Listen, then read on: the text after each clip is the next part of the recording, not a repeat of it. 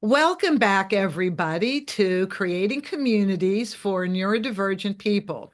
We have a returning guest. So we have Dr. Shari Corbitt of Awakenings Treatment Center in Greater Los Angeles.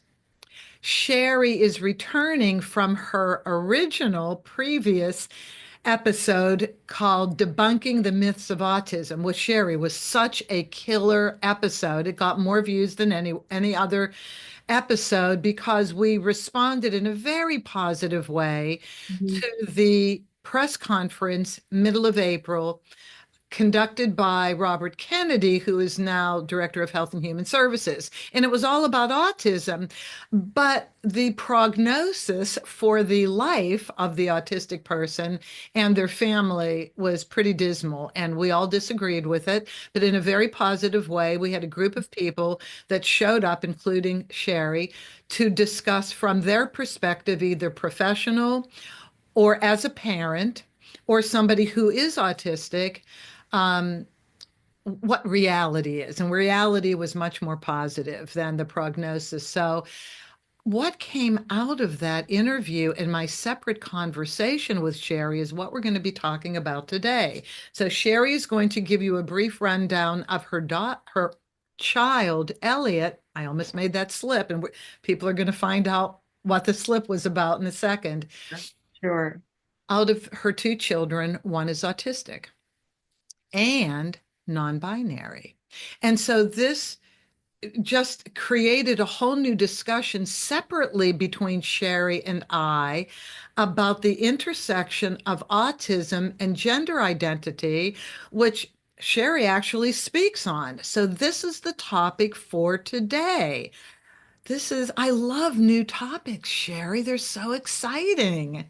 They are. It's an incredible opportunity to provide another layer of support for the individual and in the context of connecting them to more peers, to more supports within the community. So it's very powerful for the individual and for the rest of us that can be more knowledgeable as we learn more and more supportive in ways that we didn't even know we could be. I know, and it's so freeing because a lot of us, including myself, are resistant to change. And Mhm. I Yep. had to get used to how I needed to function in the non-binary community because I also provide divorce mediation services and Mhm. filing. And so I have had non-binary people come to the office, so I had to um, speak differently. Mhm. And it was fine. I mean, after I said, well, okay, if this makes things go better, then yes, I will do this Mhm. for you. And it was great because really at the end of the day, you're connecting with people. Exactly. Yeah. Exactly. Okay, so you were so vulnerable and so forthcoming about Elliot. And could you just give a little rundown of Elliot for Sure. us, please? Sure. Elliot is 20 years old. They have recently graduated with their associate's degree from one of our local community colleges, and they're moving on to become a junior at the University of California, San Diego. That's all well and good. At the same time, the journey to get here has been tumultuous and challenging, as it is for all young people and children and their families who are dealing with issues of being neurodivergent. So, oftentimes, when I talk about Elliot, people who are also dealing with this in their family, may think, oh gosh, I think this is a different situation. I don't know if my child could do all of that. And I want to say at the outset that if we are able to give ourselves the grace and the education and the support, we can relay that to our children and they can be effective in the world far beyond our wildest dreams. And so that's the first thing I want to say because it's true. And so Elliot, let's see where to begin. Elliot, as I said, is 20. They're very dedicated to their education. At the same time, they spent a lot of time feeling isolated and feeling confused. The wrapping our minds together around the autism diagnosis was an achievement in and of itself, and sorting out how to support those needs to the best of our ability and the resources that were available in our community. Subsequent to that, Elliot came out as non-binary, and that coming out process was the provocation for a very significant depression. So one of the things that we can talk about today are not only the educational supports and the all the different supports, but also the supports that were needed around connecting Elliot to community in the LGBTQ community as well, and what that looked like, because those supports are available. We just don't know they're there. And so much of this is just families doing the best they can, but just not knowing. And I have to say, Elliot gets 99% of the credit for this, because just as an example, when we went off to do Transfer Student Day at UCSD, they said, Mom, it's going to be very important that we go to the LGBTQ Resource Center so I can start to meet people. Absolutely, sweetheart. I would not have thought of that. And so things of that nature. Also, to clarify, non-binary is identifying as non-binary is under the trans umbrella.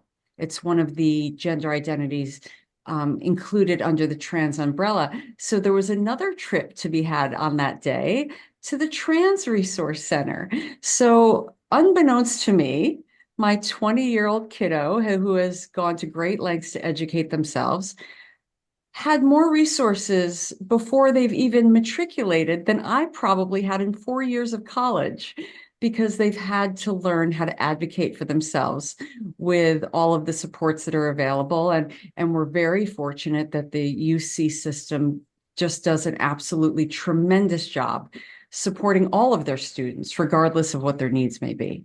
Shari, So, just quickly, when did you find out that Elliot was non-binary? so when Elliot was very young, 9 years old, they came out as lesbian. And it was sort of not a big deal. My husband and I said, okay, we sort of knew that. Well, my husband kind of knew it. He needed a little bit of a frying pan to the head to wake up. But as soon as he got the frying pan, he realized, oh, of course, it was just very obvious. And Elliot felt very supported. It was not a big deal. We threw them a coming out party, and we had a lovely a party, and friends came and family came, and that was 9 years old. Subsequently, we did not know Elliot was autistic, so they were dealing with all of that, all of their sensory sensitivities, as well as gender dysphoria. They didn't feel like they fit in their body. So Elliot came out as lesbian at 9. We identified their spectrum related issues when they were 13, 14 years old. Meaning autism. Yes. And Okay. then at the age of 15, they said, there's a whole nother piece I need to talk to you about, Mom and Dad. And for some reason, there was an emotional impact that didn't happen when they came out as lesbian, that didn't happen when we wrapped our minds around the autism and the related supports we were going to need to access. There was just something different. And the different was the lack of community. And so it took us time as a family, and Elliot as an individual, to begin to develop those community connections through art, through literature, through a book group that they attended. I think they were probably the youngest by 10 or 15 years, but developing those connections in the community so that they could get ideas, suggestions, support was everything. Okay, so one quick thing. I was Yeah, talking to another gentleman, Amelia Sosa, who runs ARC Los Angeles, Orange County. It's a well-known agency. yeah, And he was saying exactly this, Shari, that you develop community through activities, not just the individual, but then at some point extend to the family. yes. So it is a larger community.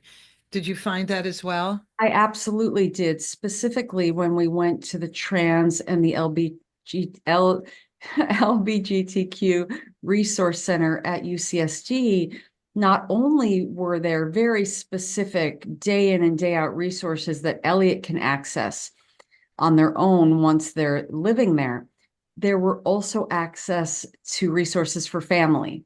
And I was stunned at, I was super grateful for the welcome that they received. It was so warm, it was so detailed. On Mondays we do this, on Wednesdays we do this. Let me give you this literature so that you don't have to remember all of this. Just show up. Just keep this postcard in your backpack and just show up. But also they turned to me and said, "So Mom, this is what we have for you." And I said, "Now really?" And they said, "Of course." They said, "This is a whole family experience." And again, I received that very warm, very informative welcome at both of those resource centers. It was quite stunning, quite stunning. Yes, so this brings up another point, and that is in general, in the world of neurodivergency, we too easily isolate the individual as their individual unique path. And Yeah, then while we're doing that, this is kind of a split screen. Unless you're a family that wants to set your child up to be free as they can be, as independent as they can be, you keep them in the house. You keep them yeah, closed within your network of family, thinking, of course, you're protecting them and doing the right thing, exactly. but you may disagree. Well, I disagree with the result, but I certainly appreciate and have experienced myself the desire to keep Elliot in my home. That has not been their plan. And to their credit and their benefit, it has not been their plan. But as a mom, with a very, very close, intimate connection with Elliot and have been very close throughout their lives. That isn't really anything new. We've always been very close. I just wanted to keep them by my side and sort of curate every aspect of their life experience. And of course, it's laughable now looking back, but I was fearful of how will they be received? How will they be treated? How will they sometimes be treated and they are not aware of how they're being treated? Wow. I think that was the piece that was the most fearful for me and the most upsetting when my children were younger. My younger child, who is female, used to come home and say, "Mommy, Ellie's being bullied at school." And when we would try to talk to Elliot about that, they would say, "I don't know what she's talking about. That's ridiculous. No one's bullying me." The truth was they were being bullied, in some big and smaller ways that we found out later. But it was completely outside of Elliot's awareness, which they now sort of laugh about and say, there's some wonderful benefits to missing social cues because there were some really mean girls in my class. And I now understand how unkind they were, but how wonderful that I was not aware of that at the time. Isn't that great? I would Yeah. love to be unaware of when people don't like Yeah. me and are treating me Yeah, unkind. now they've developed more of an intuitive sense and they do trust their intuition and they also they check it out with other people. They'll say, "I had a funny feeling about this interaction. Let me describe it to you and you tell me what you think." And they'll ask their friends or they'll ask me or my husband. And it's wonderful because they check in to see if maybe something was a little off. Sherry, in your work as the owner, CEO, executive director, all of these hats of Awakenings Treatment Center, Mm. where you work with some neurodivergent people Yes. to Yeah, about 45 to 50% of our population are living somewhere on the spectrum. We have folks that need much more support and are more impaired, all the way to people who, if you didn't, hear from them and see their diagnostic testing, you would have no idea. have you found that with some or many people on the autistic spectrum, that they I guess when they get to a level of confidence in themselves and uh, comfortable in society, speak their minds. Don't hold back. Oh, 100%.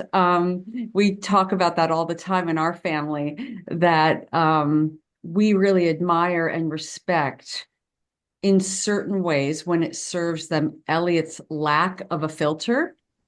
And I have become, just separate from this whole topic, very interested in the topic of honesty and the different intersections of honesty, compassion, kindfulness. But Elliot's in complete and total lack of a filter, quite frankly, has really inspired a whole nother separate area of research for me regarding honesty and how honesty is differs across gender. You know, as female identifying people, we're really encouraged to put the compassion and the feelings of others, and this is a gross generalization, of course, but oftentimes before truth. Yeah. And you know, male identifying individuals are often, that's not really the focus. Often the focus is the reality of what's going on in front of them. And Agreed. so I'm at the very beginning of learning more, educating myself about this topic. But absolutely, to your point, we call it a lack of a filter. We're starting to just call it direct honesty. But I'm delighted for Elliot that they are truthful and honest, and they're able to be in their lives in a more authentic way as a result. Yes, and I even found with John, my nephew, who you've now met because he was Yeah. part of the one episode of Yes. Debunking the Myths, like he'll often say to me some things like, Aunt Judy, I don't mean to hurt your feelings, but Mm. you're Yeah. just calling me too much. So Yes. I and I don't know. I once he moved into his own apartment, I treated him differently, like he's independent, Yes. he's on his own. But he was so used to being the one who initiated the phone calls to all of us, being in charge of I that. remember you referenced that briefly. Yeah. So I just had to be ready for that. And I'm like, no, I'd rather him say what he thinks than not. Exactly, exactly. Elliot will sometimes look at me. I think I may have referenced this in our last conversation. I was sharing with Elliot a spiritual experience I had had relative to some recent loss that we've had in our family. And they listened very sweetly and kindly to this whole long story I was sharing with them. And then they looked at me and said, Mom, I'm so happy for you that you have a belief system that works for you. And I burst out laughing because I was so engaged in this experience I was sharing with them. And I thought they were along for the ride, but they were listening so sweetly and intently with zero engagement around my spiritual experience.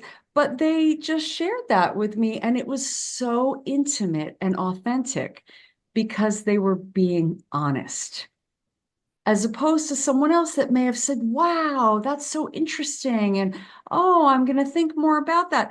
When in their minds, they're saying, this lady's lost her marbles. But Well, instead, Elliot just said, I'm so happy that you have a belief system that works for you. It was absolutely brilliant.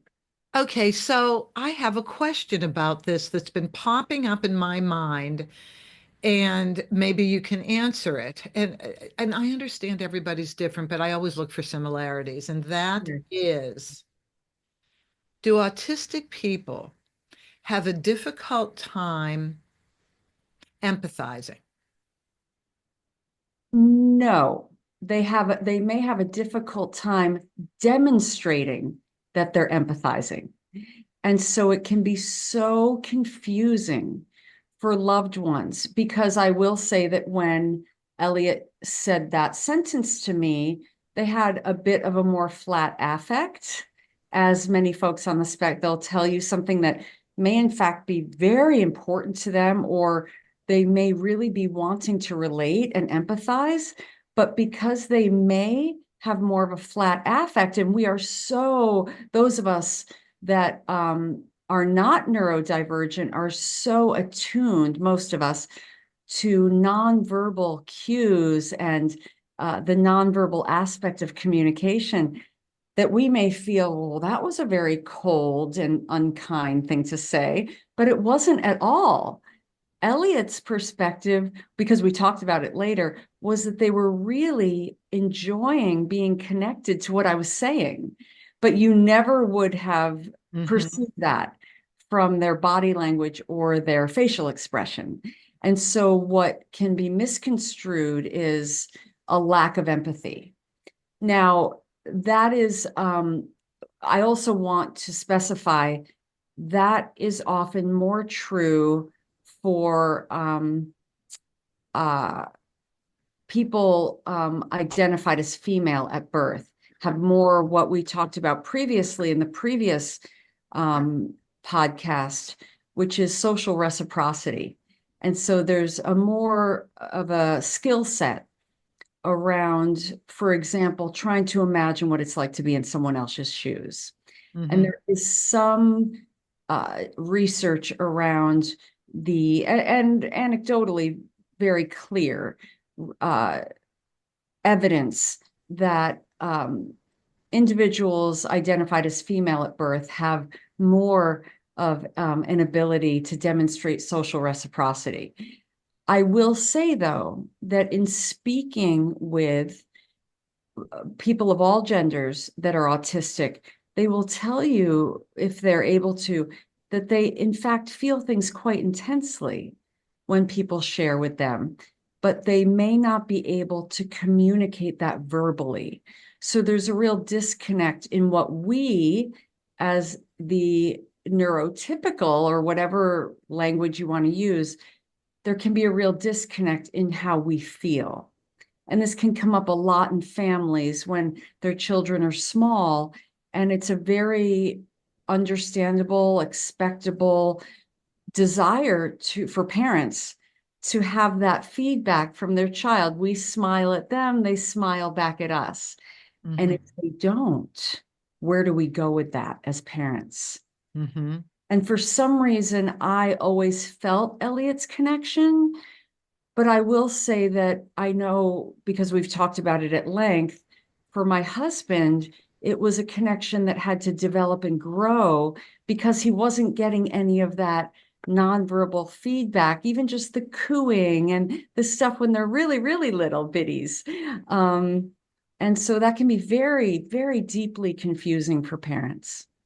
You know, it brought up another visual, and that is in regards to men and how they deal with each other emotionally. I watch a lot of sports documentaries because Uh-huh. I love to be encouraged by that team spirit and that Yes. drive Yes. and all of that. And it's very interesting to watch men's nonverbal cues. They pat each other on the back. They're very Yep. physical with each other, and then it's Absolutely. over, and then they move on. Yes. Yes. Yeah, It's fascinating, isn't it? yeah. It's I think there can be some bit of a downplaying or underestimating of how beautiful that is. Because, women we put so much, and I myself, we put so much preference and importance on how we can verbally connect with one another. But Yeah. I know that my spouse, my husband, he plays a lot of tennis, for example, and he has a very tight group of gentlemen that he plays with almost 7 days a week. But if you asked him, honey, what does so and so do for a living? He might say, oh, I have no idea. Wow. Or how many kids does he have? I don't know. Why would I know that? I'm like, I don't know. You've been friends with him for 7 years. You've played tennis 5 or 6 days a week, but they are so close. So close. What is his wife's name? I don't know. She's really lovely, though. I've met her several times, but I don't know what her name is. That's so And funny. my husband's not a dumb guy. He's perhaps on the spectrum himself, but but generally speaking, I But that's really not what they appreciate look at. That's it's not not what they look important at. enough to But them. if you and I went out for coffee and spent 2 or 3 hours at a coffee shop, Would know everything. you would know everything. And it wouldn't be an oversharing, it would be a connecting Yes. Isn't that that would make funny? my husband's toenails curl. It would be so bizarre to him. Why do you need to know all of that? How did you get to the place of Yes. knowing that? Yes. It's organic. Yeah. It is. In fact, I had a business coach recently who was very well connected, and he started referring people to me that would help me in this show, in this Sure. endeavor. And I knew everything about these people that all of a sudden. And so I said, "Oh my God, thank you so much. I just love that he or she did this or that." And he's like, "How did you know all that?" Right. I just talked to them, Yeah, you ask questions. just asked questions. It was very Yeah. interesting. So here's the next question.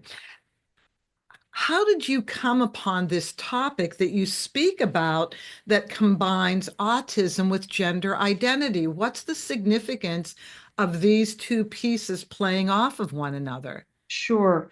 Well, my very, very initial, I won't belabor the point, but initially I was very interested and curious. I mentioned that Elliot went through a depression, a very significant depression when they were about 15 years old. As a result of that depression, they went to treatment, a residential treatment to have the support and the safety that they needed at that time. And in visiting with them, and this facility also specializes in supporting teens and young adults who are on the spectrum, who are autistic. What was immediately noticeable to me was that a preponderance of these teens appeared to me to be gender nonconforming. And I thought, well, this is fascinating. And I asked Elliot about it. And they said, well, it was sort of like a duh to them. They said, well, duh, mom, we don't care about your social constructs. And I said, and they use that phrase, my kid is a real smarty pants. And we don't care about, I'll never, it's like it was yesterday. Well, we don't care about your social constructs. And I thought, wow, I don't even understand what they just said, but I'm going to do some homework. And here's the homework. Folks that are neurodivergent are 6 times more likely to be gender nonconforming than neurotypicals. Now, that's a very statistically significant number. 6 times more likely. That's the most current research that we have, the most current data. Of course, that may change over time as gender nonconforming communities become more available and more accessible for society at large. So I'm very curious to see how that happens. But again, to your question, that having been said, that was how I initially became curious. And then I became, more knowledgeable and I started, doing my homework and looking at the research. And it does appear to be predicated on two issues. One being the one that Elliot already referenced, less of not just an attention to, but an awareness of social constructs and social norms, normative behaviors. To be oversimplified, if I am female, it means I present myself in these 8 to 10 ways.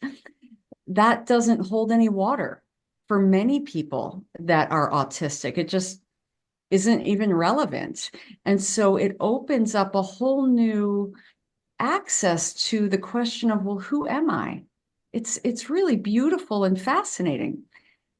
And so there's that data, the 6 times more possible to be gender nonconforming. Mhm. And then there is the secondary piece, which it can be a sensory issue, which is it can manifest itself as gender dysphoria. And so some of the being gender nonconforming for people that have autism specifically, I'm not speaking to people that are neurotypical, can be sensory discomfort with normative clothing. You're never going to catch my child in pantyhose. They would have a nervous breakdown behind the discomfort of, and now that's an extreme example. People aren't really running around in pantyhose the way they used to 20 or 30 or 40 years ago, I but do. I do some on of a us daily are. basis. I do on a daily basis. I Yep, just want some to of let you us know. do, and I Keep do going. as well. I really enjoy my nice stockings, but some of it isn't only a much broader universe being available because the normative structures aren't compelling at all.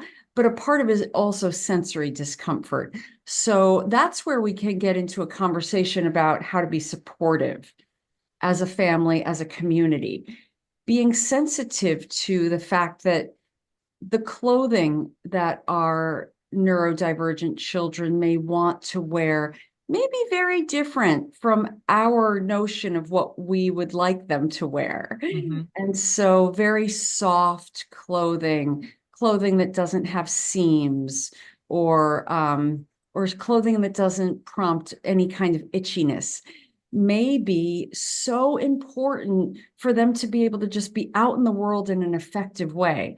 Because if they're physically uncomfortable, their ability to be effective and successful in the world will be significantly hampered.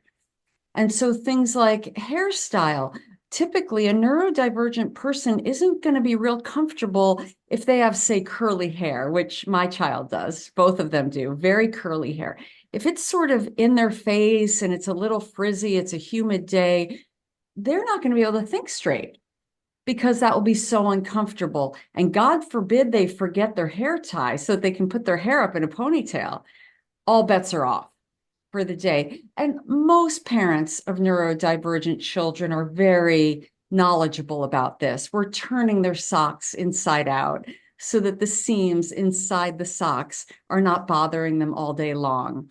We've been buying them fleece and hoodies and Patagonia is a favorite, for years because we knew that an uncomfortable sock could derail a whole day.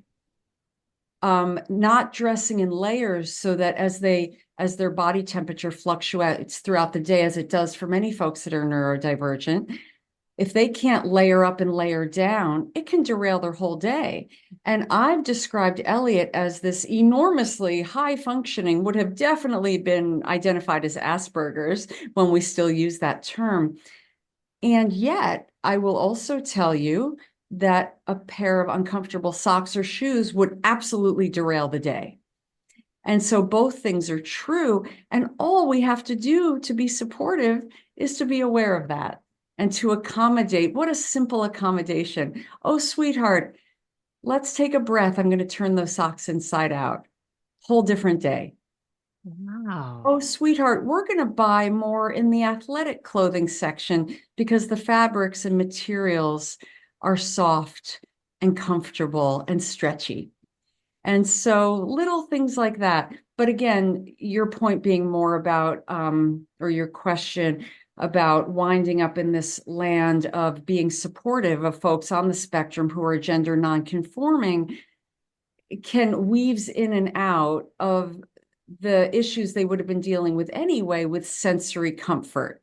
So there's the two buckets of importance: the lack of attention to norms, gender norms, and then sensory comfortability. And oftentimes folks that are identified at birth as female will be far more comfortable living in what may appear to us as we overgeneralize as a more masculine presentation. Okay. So there's so That was much. a lot. That was a lot. There's so much here. Yes. So many questions as you were talking, Shari. First of all, you actually answered a question I had about my own mother, who is no longer with us. Okay. But she had gorgeous eyes and a really nicely shaped face. Her Uh-huh. forehead was rather large, and so Uh-huh. I wanted her always to have her hair, down so it minimized the forehead, but it was so uncomfortable for her. We Yes. could go to Jose Ibert, which she went to every time she was in town, and they would give Uh-huh. her the beautiful hairstyle and she'd push it all back. She Yes. just needed to be free. And I'm telling you, I started having questions about whether she was autistic Yes. late in life, and certainly as I started doing my research for this show, I said, oh my God, I Yes. think my mother was on the spectrum. Yes. And I started looking at myself, of course, and my brother. You just start expanding. And so that answers a really great question. But this whole thing about not addressing social constructs. Have you seen Love on the Spectrum on Netflix? Not yet, but I'm going to. So many people have said, Shari, how in the world have you not yet seen this? So life's in session and it's busy, I, I but just I it's can't on wait. my near future bucket list. Okay, well, I just recently watched it, so do not feel badly. I Okay. heard about it and I just didn't understand what it was. So finally, my sister said, please watch it. You need to educate Interesting. yourself more. And I did. And so this was about autistic people trying to be in relationship, trying to find a love relationship. Sure. So there's that, and it was, both men and women, because obviously autistic people were put together on dates and then videotaped.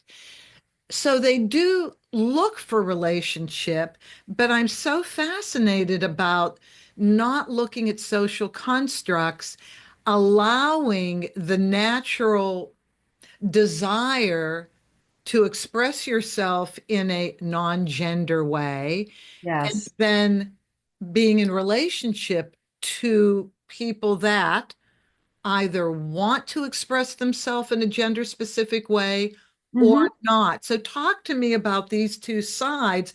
Who would Elliot be attracted to? Both somebody who is gender specific and non-gender specific?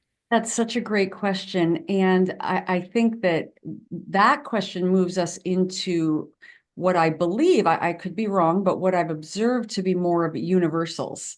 We all have, no matter how we identify, we all have preferences, right, for who we find attractive, what we find attractive. And so to answer your question, Elliot, and you and I talked about this briefly in the prior podcast. Um, Elliot identifies both as lesbian and non-binary. So that begs the question, well, wait a minute, wouldn't a lesbian dictate female identification? And I know for simplicity and an ability to just navigate the world relative to who they want to date and who they want to be in romantic connection with, they stick with the lesbian nomenclature because Elliot is physically attracted to females, so they stick with that nomenclature, And and they Elliot was born in a female the body. female body. Now, I will say that two things are true, and it's confusing. Elliot will be called sir or gentleman by wait staff in restaurants, but it's very confusing because Elliot is a very large breasted person, very large. And women would kill for Elliot's chest. And Elliot has gone back and forth about, am I someone that really wants to go the route of medical procedures? And for themselves, they've decided that's not, at least for the moment, part of their path at all. But they truly embody being organically, being non-conforming, that they are often mistaken briefly for being male. And then the waitstaff quickly will sort of get the gestalt of who Elliot is and then says, oh, I'm so sorry. And Elliot always laughs and says it's completely fine. But to answer your question, Elliot has had two long-term romantic relationships with the loveliest young women. I was just very happy Jewish mom. I just love these young ladies so much, and devastated when Elliot decided that they weren't, that she, in both cases, were not the right person for them. But Elliot appears, we have an N of two, so who knows what will happen in the future, but tends to be attracted to sort of, I might say, hyper feminine women, very stereotypical presentations, lots of makeup, lots of stereotypically feminine clothing, things like that. So, we have like I said, an N of two. But I do notice whenever Elliot sort of leans into me and says, Mom, she's hot. It's always a woman who's very stereotypically feminine. Okay, so I never asked this question of anybody before, but if you are non-binary, you don't necessarily need or want to be with somebody else non-binary. No, no, not at all. I think that Elliot has gone on some dates, a handful of like one or two off dates with people they just didn't gel with who were non-binary. I know that Elliot is very open-minded when they are on various, dating sites or whatnot. They're definitely clear that they're not attracted to the male body. That's crystal clear. There's sort of, if we think about sexual orientation on a continuum, some of us are way at the extreme end of being straight, and other folks are on the other extreme, and Elliot is most definitely on the other extreme. And so we laugh about that a lot. But yeah, they're very sort of open-minded. For them, it's really an intellectual connection in addition to, being physically attractive Physical or not. attraction. Yeah, but Elliot's very keen on being able to have, they're smarter than your average bear, as are most folks on the spectrum, and they really appreciate and enjoy that intellectual connect. When or if does Elliot explain autism to the other person? Elliot's very open. Elliot, I think I want to say, I know this is certainly true for my family and both my father's family. We really use gentle humor as a way of navigating the world. Never sarcasm, not, well, some people sarcasm, but not us. But humor as a way to navigate our world and to have self-compassion and compassion for others. And so Elliot has a very significant lexicon of humorous things about their own idiosyncrasies. And they would share that with you upon first meeting, because they're very mindful of, they're not trying to be deceptive, certainly, first and foremost. And secondly, they don't feel self-conscious. They feel rather, this might be an exaggeration, I would have to ask them, but I would dare say I think they feel somewhat celebratory about their unique idiosyncrasies, and they're highly idiosyncratic. So I think I gave this example to you one other time. They had a very long school and work day one day. They're a writing tutor as well as being a full-time student. And they came home one day and said, Mom, I am so overstimulated and over aroused, I'm practically mute. And I then they remember. giggled and went upstairs and decompressed for a few hours, and then came back down for dinner and said, okay, I'm human again. But that would be a really silly example, but they would share that with a lot of people. No, I don't think it's silly at all. I think yet again, it's speaking up for yourself. Very much so. Very Yeah. much so. Elliot has spent a lot of time through encouragement and education of checking in with themselves. How am I feeling right now? And what do I need to do to take care of myself? Okay. So on Love on the Spectrum, you're going to see Mm-hmm. how, even though it's two autistic people um, Uh-huh. of opposite genders, generally, I haven't seen Uh-huh. the same gender on the show yet, Mm-hmm. explaining to each other what their idiosyncrasies are, what they Yes. like, what they don't like. And Yes. should we go on another date? No, I don't think so. Or yes, I would love to. I Yes. things I wish I could say. Would you like to have Absolutely. coffee with me, Judy? Yes. And then, oh God, why did I say that? Because I really don't want. Exactly. Ah, And that references back to what I mentioned earlier. regarding honesty, Yes. because neurotypical folks are so quick to say, even the phrase I used before, not having a filter or being abrupt, or all of these, really phrases that inherently have a judgment attached to them. Mm-hmm. And this is, as I mentioned earlier, provoking a very, really compelling new chapter for me, clinically and personally, regarding honesty. Because instead of saying, oh, they have no filter, or oh, that was rather abrupt, I can say, gosh, sweetheart, thank you so much for your honesty. Mm-hmm. Now I can be more attentive to what works for you, what doesn't work for you. I won't go down this whole path of thinking I'm being supportive when it's the opposite of what you want. We had a wonderful conversation about clothing. And they've said, Mom, you've been so sensitive to helping me be comfortable. And that's been great. But now sometimes I notice that because you've been so helpful, I don't want to make you feel bad. And so I wind up saying yes to things. So you're not going shopping with me Ah, anymore.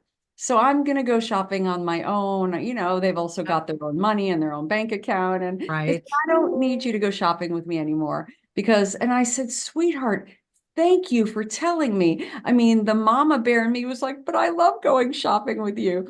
But far, far outweighing that is, look at my kid being Mhm. direct and honest, and that social reciprocity piece with some of the social cognitive ability, putting some empathy out there because they knew that I love that time spent with them Yeah, shopping. And so now instead of shopping for clothes, they're big into gardening and building things. So now we're shopping for plants and we're shopping for other things where they don't feel like they have to be sensitive to my feelings. right. Yeah, There'll always be more things to shop for, Sherry. We'll never exactly. run it. Okay, Exactly. now I want to go to the challenges. So now that you explained um, how gender identity and autism can intersect, let's talk and how we can be supportive. Let's talk about the challenges. Here's what you listed in the materials that you gave me. Access to care is a challenge. Yes. We have to talk about that. Stigma, obviously. Yes. Complex presentation, which I don't understand.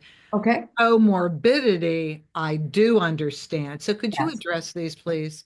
Absolutely. So if we grow up in a body that we may or may not feel comfortable in, we may have had lots of support around the sensory challenges. I could have cared less if my children put their hair up in a ponytail every day of their life, or if they said, I want to shave it all off, whatever was fine with me. But that's not fine with a lot of families. Here I am in Southern California where just about anything goes as long as you're not hurting someone else. And so our family as a whole, and my child specifically, has been deeply supported by the fact that we happen to live in this part of the country.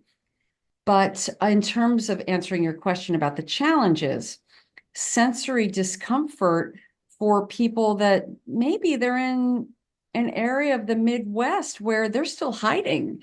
So the stigma and the sensory discomfort can wind up going hand in hand Mm. because they may not be supported. And yeah, wear an extra, extra large hoodie, even though you don't need an extra, extra large, but that makes you feel comfortable, and sweatpants and basketball socks and basketball sneakers every day.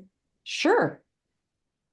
But what if a young person is not living in a part of the country where their parents have any knowledge or awareness that how critical that is? In acceptance. So, and acceptance, exactly. So the vulnerability to developing significant anxiety disorders, OCD, which is, as you know, very common for folks with autism anyway, but the OCD being provoked more intensely by physical discomfort, generalized anxiety, even some phobias about, I'm really comfortable staying in my bedroom. I don't want to leave the house. I don't want to. There's all these, different manifestations of anxiety disorders that are very common. And then subsequent to that, being anxious is exhausting. And so then we can develop a very, what I call a complex presentation. We can develop what can look like chronic fatigue, what can look like depression, and may or may not be. But being anxious, it's sort of like if you hold a tight fist, we think, oh, well, that's no big deal. But try holding a tight fist for about 90 seconds, which is what we do when we're anxious. Our whole body is a tight fist, right? And we don't even realize it. After about 60 or 90 seconds, we shake our hand out. Boy, that hand is achy. We're not going to do our most beautiful handwriting, of course. We're exhausted. And that's what happens to the whole human body when we are tense, when we're stigmatized. We're trying to be self-protective to the best we can. And that can very quickly lead to what looks like and is experienced as fatigue and depression and brain fog. And so we can have these very complex presentations, but then the confusion is, oh, well, their blood work is perfect. They're healthy as can be, but they feel terrible. And in some cases. So when I do use that phrase complex presentation, that's part of what I'm speaking about. And the comorbidities, of course, are a part of that. Getting a generalized anxiety diagnosis, getting an OCD diagnosis, which they very well may have. It also may be bouncing off of stigma and having to try to fit into some mold that might be terribly uncomfortable. I'm not sure if I answered the question. No, you have. And so a question back to you then would be, so you're living in one of these states, communities that are a little bit more rigid. The thinking isn't as expanded, the inclusion isn't there like it is in a state like California, maybe even, Parts of California. well, okay, parts of California, the West Coast in general. Yes, yes. Um, so access to, so that brought up then access to care, access to the right care, the right therapy, the right doctors who can zone in and help evaluate and understand the individual for their sake and for their parents' sake. Exactly. Exactly. Because the more robust the education can be for families, Hmm. their child, regardless of what age they may be, if they can start feeling supported in the context of their own household, slowly but surely, that confidence will begin to spread to other areas of their life where they will feel more confident to maybe look online. LGBTQ Resource Center in nowhere, North Dakota. I'm not picking on North Dakota, but or the middle of Wisconsin, somewhere in the middle of the country where there are loads and loads and loads of autistic people and loads and loads and loads of non-binary people, but not an abundance of resources. But as parents are educated and are supported, which is a very tender, compassionate process, because if we want to be dismissive of, well, that's ridiculous, you have to get on board with who your child is, that doesn't work. That does not work. And it's unfair and it's disrespectful to those parents who are doing the absolute best they can. They may be, they may have a wonderful lifestyle in an evangelical religious, or not organization, but a faith system. Hmm. You're asking them to blow up everything they think they know about what it means to be human. So we have to approach that in the most deeply respectful way and have, really open-ended questions about working toward having a wonderful relationship with your child as the goal. And to what degree can we set aside, and some families can and some families can't, our belief systems about a variety of things? What does it mean to be female? What does it mean to be male? What does gender mean? What is gender? I saw someone, I thought they were going to have a stroke. They heard someone say gender is a construct. And I thought, that's an interesting thing to talk about. But this gentleman, I thought he was just going to fall right off his chair because he was just so upset. And what would the right word be? I mean, in profound disagreement. And so I said to him, this was in the context of a family session that I was doing as the therapist. And I said to him, with the deepest respect, what would it mean to you if gender was a construct? And he said, well, he said, I felt very angry and like really angry when I first just heard that phrase just now. It was the first time he had ever heard that. He said, but I'm going to be very honest with you. I think I got really angry because I don't even know what that means. Now, this is this is a family that's been with me a very long time. So Right. they've been encouraged to check in with themselves and to connect that to maybe something they've said out loud. And I've said, right? What in the world does that mean? Gender's gender, right? Maybe. What if it isn't?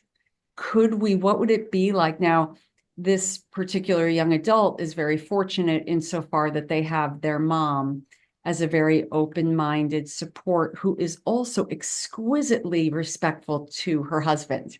So it's a bit of an unusual family in that they're all very respectful of each other in the midst of the confusion.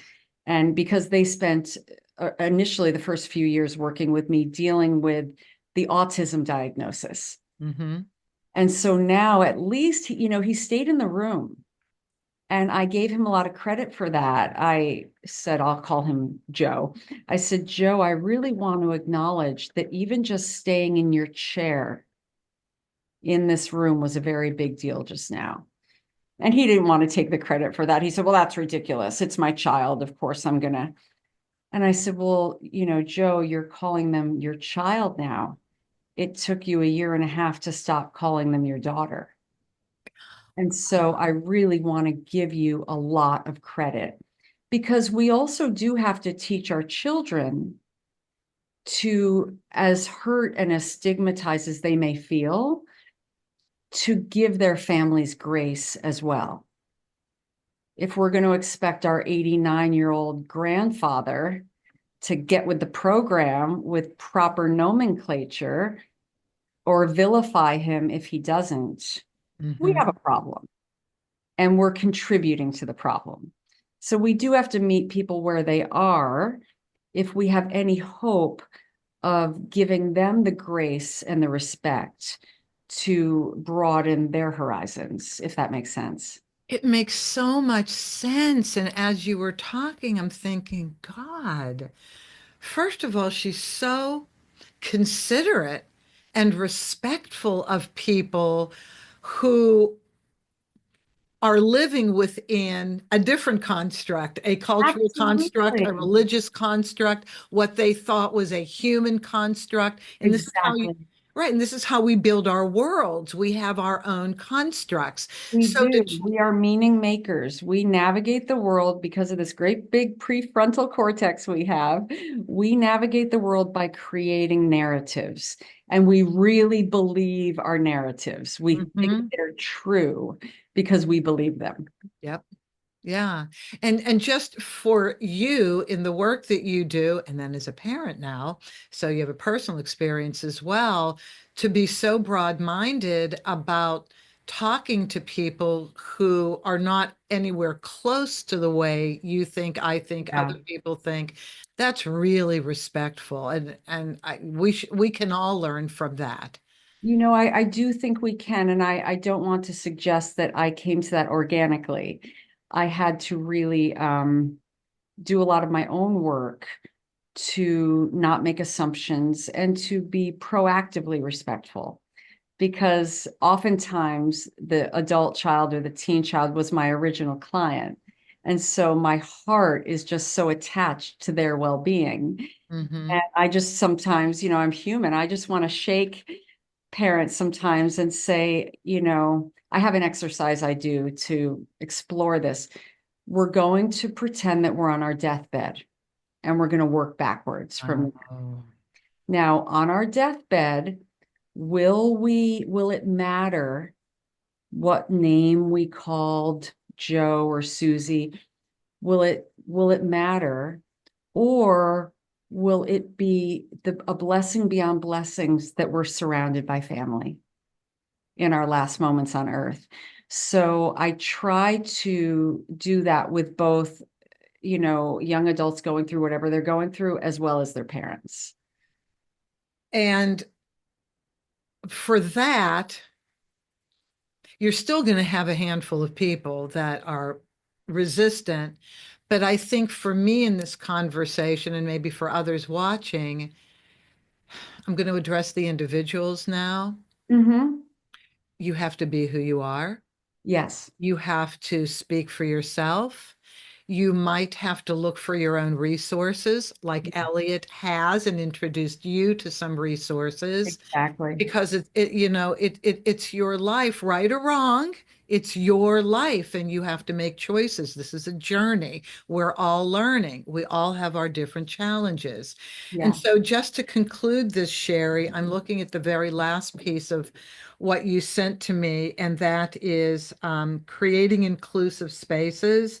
And the bullet points were educating professionals. So, all professionals need to learn, Yes. building community support, and you addressed that earlier. Not only does the individual need community, but the families need community as well.